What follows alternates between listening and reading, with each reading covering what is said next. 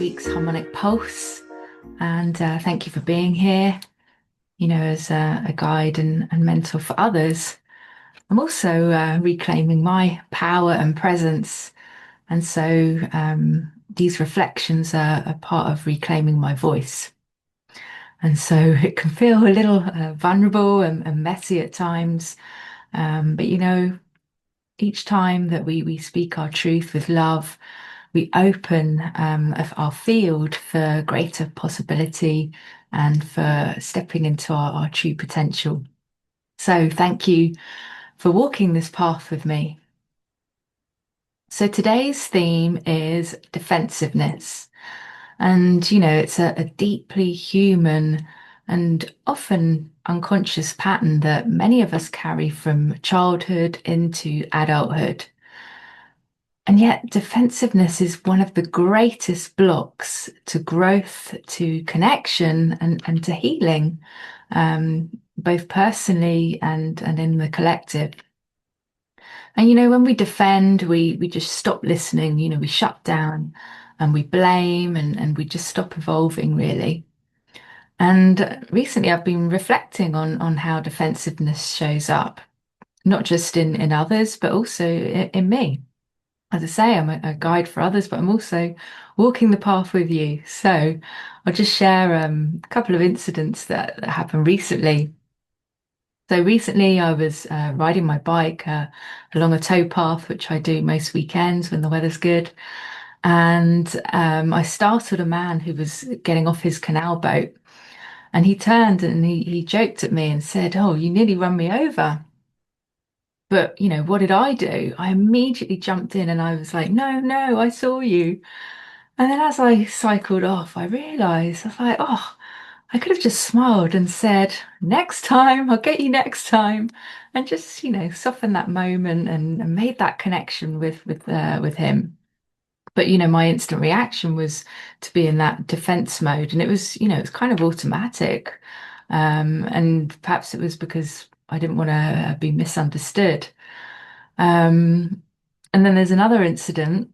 Another time, again, I was riding my bike and there was a lady in front of me jogging and rang my bell like repeatedly. And actually, this is quite a common occurrence. Ringing my bell, and she's still jogging along in the center of the path. And eventually, I managed to get round her. And, she didn't hear me. And as I passed, I kind of said to her, you might want to turn your music down. And she instantly lashed out at me, called me a name, which I won't repeat here, but insisted it was my fault. I didn't ring my bell. And that's the thing with defensiveness. It doesn't listen. It just reacts all the time. And so what I've noticed is this. When we go into defense mode, our energy lurches forward. Our energy is out at the other person, but our body actually goes into this brace mode, like we're preparing for kind of battle or for conflict, even when there isn't one. And so our energy spills out, trying to prove ourselves or protect ourselves. And in that moment, we've lost our center. We're not centered anymore. We're not anchored and grounded in our body. We're not even curious. We're not asking ourselves, well, could I have done that differently? We're just throwing our energy out at the other person. And that then creates this distortion in the field. And, most of the time, it's automatic, as I shared my automatic defense response. And, this is a deeply conditioned survival response. But here's what's changing for me. I'm catching it again and again.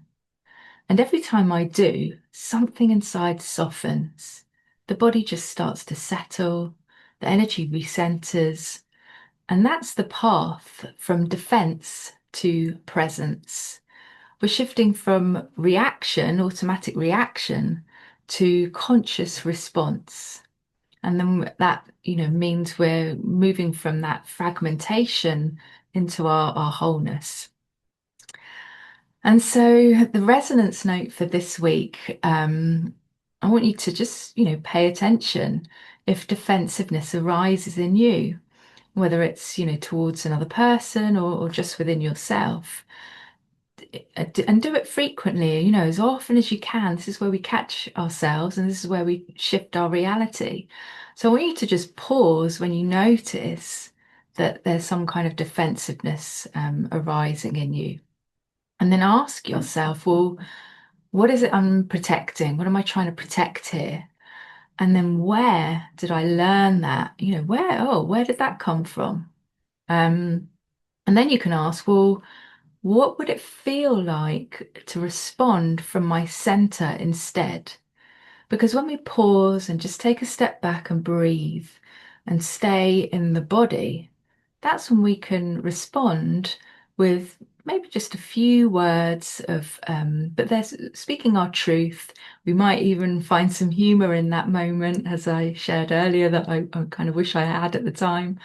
And we start to come from our more authentic essence rather than that programmed version of ourselves.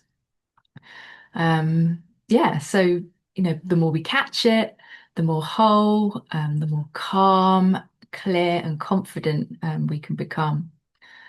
And that's really the gift. That's the work, and that is the freedom. And, many people avoid this inner work because it's uncomfortable, right? It really asks us to be honest, to take an honest look at ourselves and our behaviors, our response patterns, and to take responsibility for our energy, take responsibility for our reactions and our projections. And, when we do, we start to dissolve these cycles of blame and shame and avoidance that really hold so many of us back. And so, if you're walking this path and you want to go deeper, then I'd love to welcome you into my programs or private sessions. And these are spaces where we really get an opportunity to honor your wholeness, hold you in clarity, and then shift into that harmonic presence. So you're getting into alignment with your true self, and you're able to better respond from that space of true essence, really. So I'll drop some links below. And I've also got my free monthly Soul Cafe manifestation gathering. So if you want to just jump in and test it out, try the waters first, then I'd love to see you there. All right, have a great week ahead. Bye for now.